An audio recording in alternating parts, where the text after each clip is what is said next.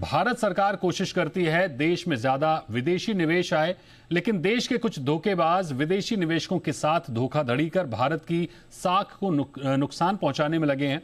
ऐसा एक शख्स है श्रवण गुप्ता, जिस पर आरोप है कि उसने न सिर्फ दुनिया की सबसे ऊंची बिल्डिंग बनाने वाली विदेशी कंपनी के साथ जालसाजी की, बल्कि विदेशों में भी धोखाधड़ी की है। अब तो श्रवण गुप्ता लंदन फरार हो चुका है, जहां माल्या और ललित मोदी जैसे भगोड़े छिपे हैं। 180 करोड़ रुपए का जालसाज एक नहीं बल्कि दो देशों का भगोड़ा है।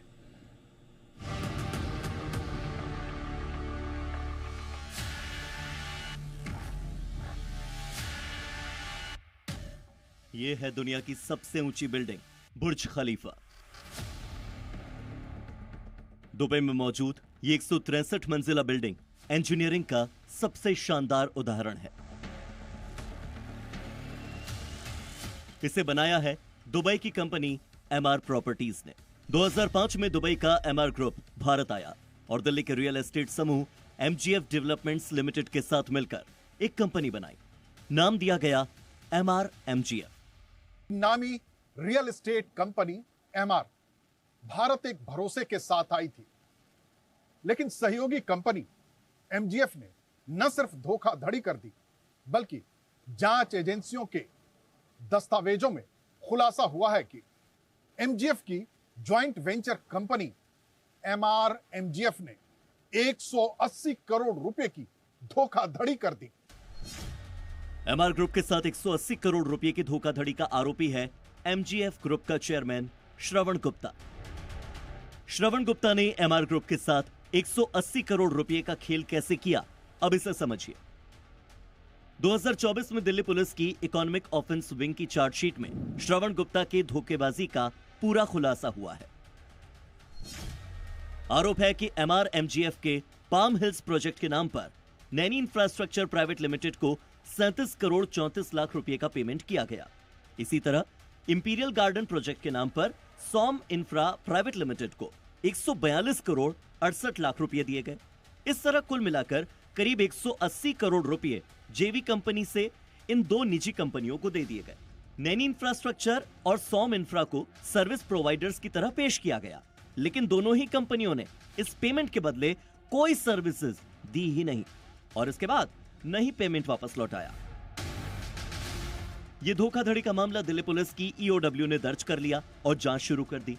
जांच के दौरान ही श्रवण गुप्ता की असली हकीकत सामने आ गई।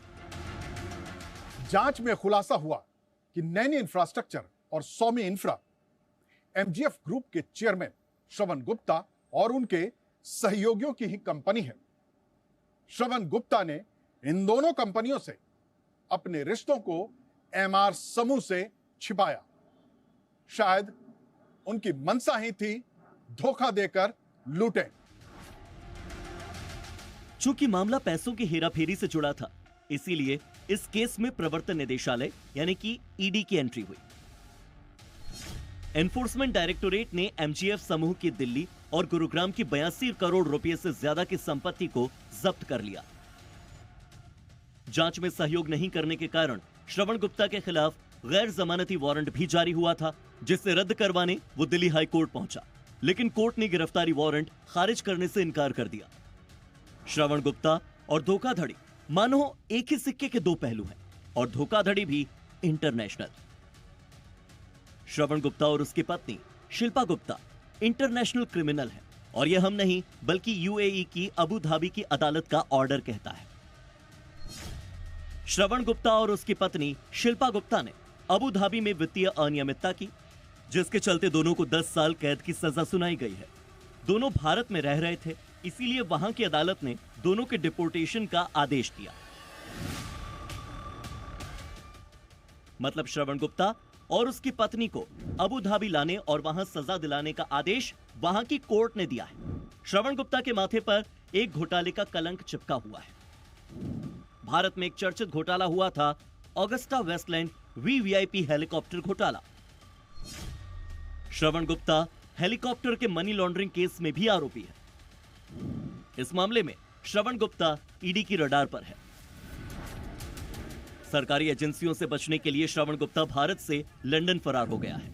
ललित मोदी और विजय माल्या जैसे जालसाज भी लंदन में ही छिपे बैठे हैं। शायद लंदन ऐसे धोखेबाजों के लिए सेफ हाउस बन गया है। श्रवण गुप्ता एक नहीं, दो देशों का भगोड़ा है, भारत और यूएई का।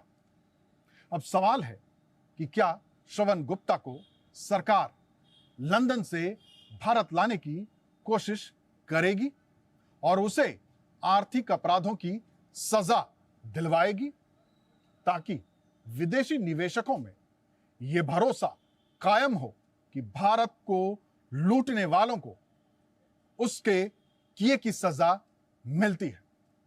परिवेश वात्स्यायन, स्पेशल इन्वेस्टिगेटिव टीम, जी मीडिया।